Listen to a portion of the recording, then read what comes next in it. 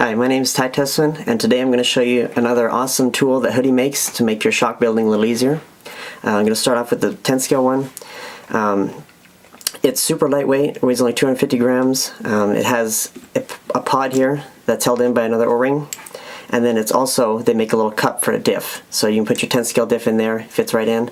So it can be used for diff or shocks.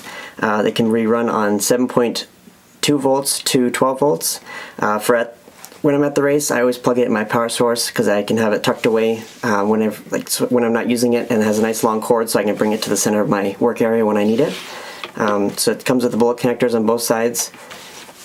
And they come with a really cool bag, it keeps the shock pump really safe. Like in flying, I put it in there, I don't really worry about it. It has a little bit of flex, but it's pretty rigid, so it doesn't, I don't ever worry about it getting broken in flying and stuff. You know how they treat luggage. So the 8 scale one is a little bit bigger. It weighs about 100 grams more. It's still super lightweight for a shock pump.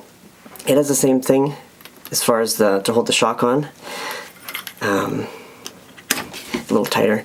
It has an O-ring still to hold it in, and then the outdrive fits over this, so you can use it as a diff stand too for when you're building your diffs. Suck all the air out. So I'll get started and show you how it works. I have just a regular 2-cell shorty pack to run it off of right now. So I'll just fill the shock up, and then I give mine a couple pumps. You don't really need to, but it's just how kind of we do it.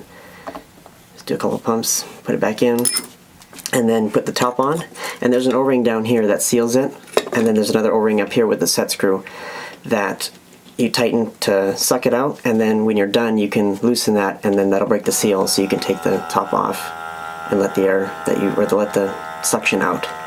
I press my button for like 10 seconds usually.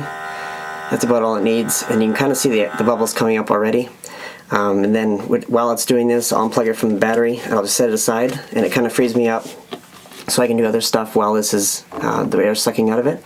And then when you're done, when you see all the air's out, you just loosen the set screw. It'll make like a little hissing sound, almost like it's releasing air if you listen real closely. So once that's done, you take the top off and your shocks are bled of air, and then you can build them, be confident that there's no air in your shocks, and yeah, so that's the Hudy shock. I think they call it Air Vac. So yeah, so hopefully you enjoyed the video, and thanks for watching.